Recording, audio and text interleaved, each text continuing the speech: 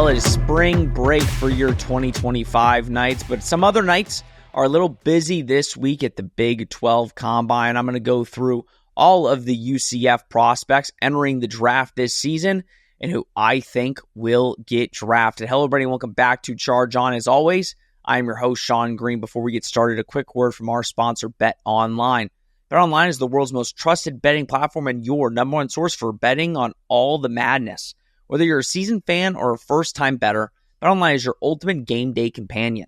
With the largest selection of odds on everything, from college basketball to a $200,000 bracket contest, BetOnline continues to be your number one sports betting source.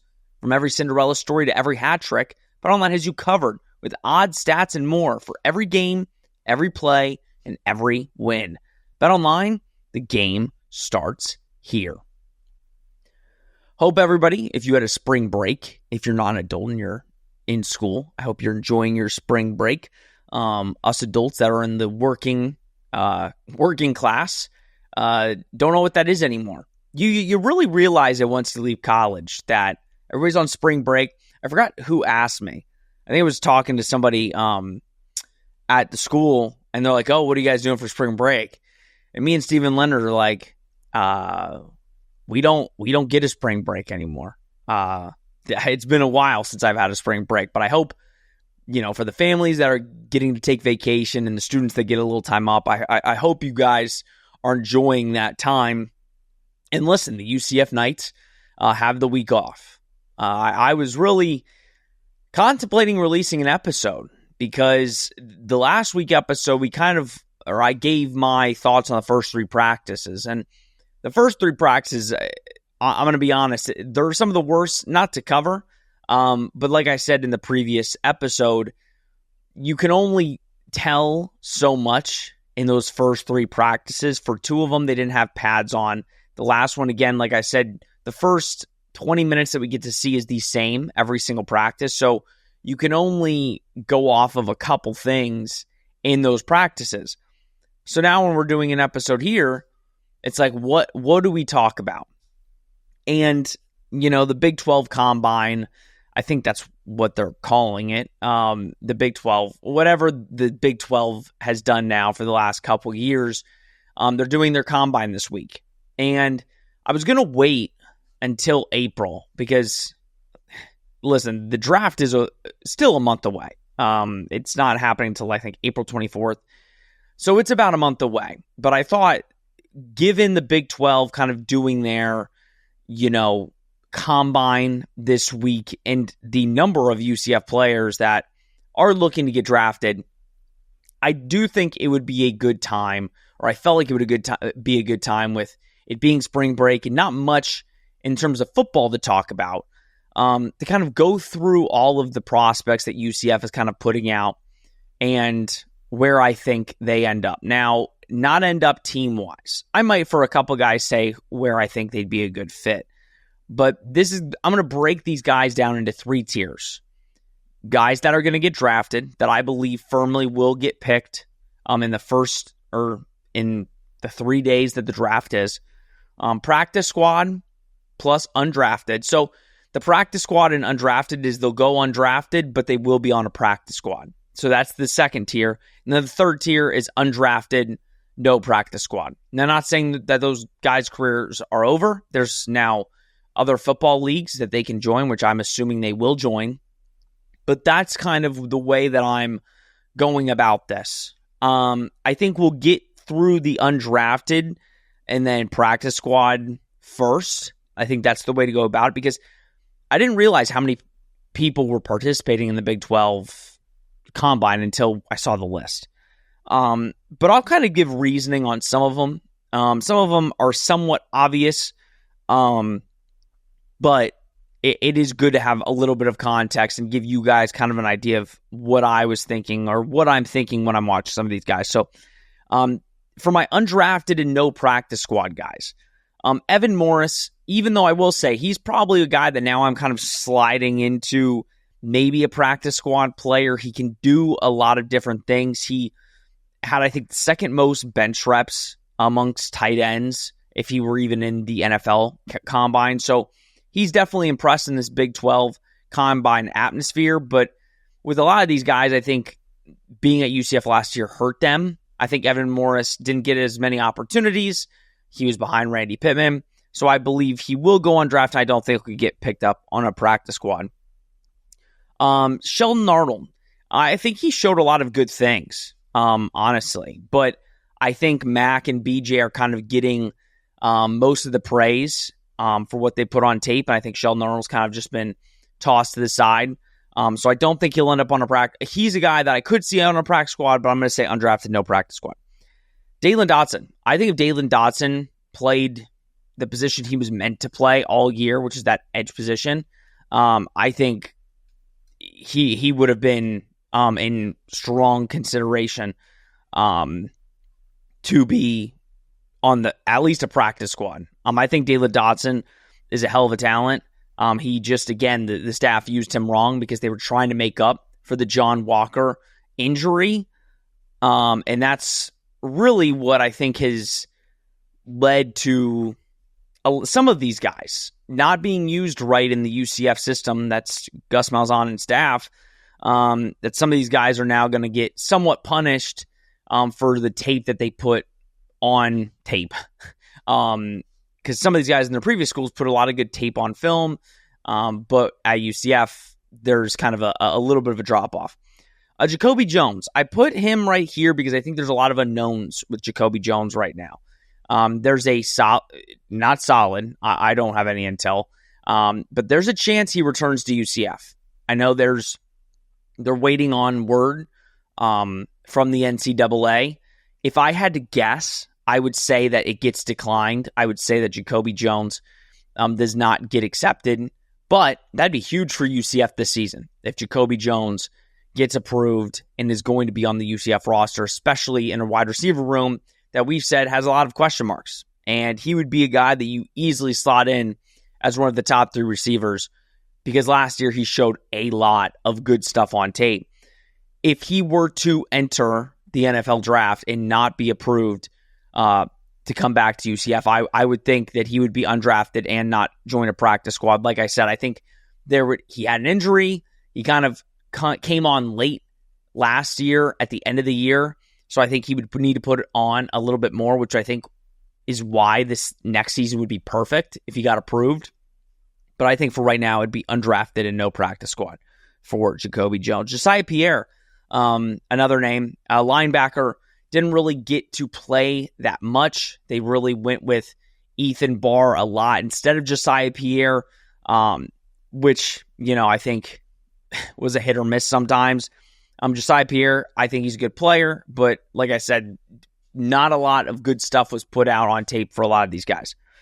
Jared Baker, again, another name, undrafted, no practice. So I didn't really get an opportunity in any of his years at UCF, but was loyal to UCF. I'm sure he's happy to be at the Big 12 Pro Day, and I'm sure he'll get an opportunity to play some football somewhere else, but no practice squad for him. And then Gage King, I could see him making a practice squad somewhere, but especially for his position, it is tough to kind of break in to the NFL. So I said undrafted, no practice squad there. Now, the 2 guys that I have in the middle that I'm not quite sure of between a guy that like practice squad or no practice squad is going to be Ladarius Tennyson and Ethan Barr. Again, these are 2 guys. Ladarius Tennyson, mostly special teams at Ole Miss, came to UCF, really liked the way that he played. Big hitter. He is a talent. I think some team could take a flyer out on Ladarius Tennyson and have him join a practice squad. And then Ethan Barr, I just feel like even though he's older, I think teams are going to maybe look at Ethan Barr as, again, he was a captain at Vanderbilt, captain at UCF. I think they'll look at him as a really good potential practice squad piece, an older guy that's has high character, good maturity. So I could see him making a practice squad based off of those metrics. If you base it off of his play, I don't know if he would make it, but I think him starting a multitude of games, him being a captain on both of his teams, I think those are high bars that I think NFL teams will like and will want him to join their practice squad. All right, so this next batch is going to be the practice squad undrafted guys. So they won't get drafted, but I do think they will be on our practice squad. So we'll start with Deshaun Pace. I think Deshaun Pace, if we're going based off of how he played, I think the beginning half of the year he played extremely well. I think he kind of teetered off toward the end. But Deshaun Pace has put a lot of good stuff on film. I expect him to make a practice squad somewhere. And I think if he would have kept up his play at the level from the first 5-6 games, there would be no doubt in my mind that he'd be an NFL pick. And he still might. It might be a late addition, but I would say for right now, he would not be picked up. Or he'd be on the practice squad, not drafted. Quadric Bullard, again, another UCF guy that stayed the entire time. Really like Quadric. I think he's shown a lot. He's improved in the 4 years. I do think teams will value that and will give him an opportunity. The two running backs, Penny Boone and Johnny Richardson. I don't know why. The minute I think of Johnny Richardson, I think it's like Jacksonville bound. I don't know why. I think, again, teams are going to look at the Penny Boone situation. And I think the talent from Penny Boone alone will give him the opportunity. He's had some private workouts with teams for a reason. Teams saw him at, Toledo and are like, okay, this kid is really good. Came to UCF, didn't get the opportunity. I think Penny Boone, just for his previous spots alone, somebody's going to take a flyer. Somebody will take a flyer just to bring him into a camp and see what he's got. Same thing with Johnny. Johnny has been playing college football for a while now. He's shown what he can do. He is a one-dimensional back, so that is, again, the reason he won't get necessarily drafted, because he's a speed guy. I think a lot of teams would, he wouldn't be a three-down back. But I think he's a good gadget guy that is kind of like a Darren Sproles that can really do something for you. So I think I could totally see him making a practice squad and potentially making a team. Ricky Barber. This is a guy that I think, the next two, I think are guys that will join practice squads and I think will make the team.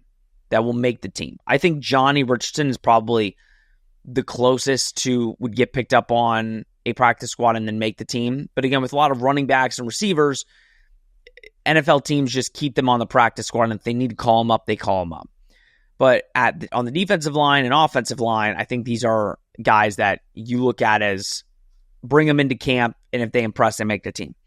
Ricky Barber, if you guys watched him last year, he came off the injury. He wasn't 100%, but he's a monster. I mean, I think when he gets on a practice squad, I think he's going to show that he's a good enough player to be on an NFL roster. Now, he's got some stuff to clean up in his game for sure, but I think if you watch the progression, Ricky Barber has the chance to make an NFL roster. Do I think he'll get drafted? No, but I do think he will make a practice squad and potentially make a team. And Amari Kite. Amari Kite is a guy that, like I said, if you looked at the offensive line, he was the best thing on it for the most part. I think he's got some weaknesses for sure. He wasn't perfect, but with that being said, I think offensive line is so crucial in today's NFL. It's always been crucial. Obviously, offensive and defensive line are the most crucial positions besides quarterback in the game of football. And I think Amari Kite could potentially make a name for himself. I think I would like him at guard in the NFL. I think I don't see him as a tackle, but I could see him totally moving into guard. And again, he's got people that he can contact from UCF that are in the NFL. Grable from the Buffalo Bills. I think that'd be my first call is, what should I do when I get onto a practice squad? What should I do? Now, Grable got drafted, but Amari Kite is the guy that I think if he does the right things in camp, I think he can make a sneaky NFL roster here. All right. Now, the four names that I have getting drafted, and it's the names that everybody's been seeing, but maybe I say that they're not going to get drafted. I mean, I already did my undrafted, so maybe I'm burying the lead here, but let's start with the corners. Mac McWilliams. Now, I'll be honest. We watched Mac the entire year, and when we're watching Mac, we're like, okay, this kid can play. If you put him in man-to-man, dude locks up corners or locks up receivers. He's got great ball skills. He's got speed. A little undersized, but he makes up for it with the way that he plays the game. And clearly, NFL scouts are noticing that. I think he gets drafted, even if it's a late round pick. I think Mac showed that in his game all year. And it's kind of confusing, or not confusing, but it just shows you how the coaching staff, it makes you shake your head that by my accounts, you're going to have 2 corners drafted. So, yeah, I think Mac has done a lot to prove himself, and that's only going to help him and UCF in the future. BJ Adams. Now, we've been high critiques of BJ in his time at UCF. Again, it's mental mistakes sometimes. But in terms of a corner, he's tall, he's lengthy, he's athletic. And teams look at that sometimes and overlook some of the deficiencies of the player. I don't think BJ Adams is a great corner. But I think if you bring him in, I think he could be a serviceable backup in the NFL. I do. I think if a guy goes down, I think BJ Adams has the length, size, and athleticism to be able to step in and be a good rotational piece in the NFL. So for that reason, I think, again, late round, 5th to 7th round, I think BJ Adams is a guy that you could totally count on. So that would be both of UCF's starting corners will, according to me, might not happen, but get drafted in the NFL draft. Kobe Hudson. I kind of teetered on this one. I teetered. I think if you watch the tape, Kobe Hudson pops. He was throwing the ball or catching the ball, UCF's really only option for a good majority of the season.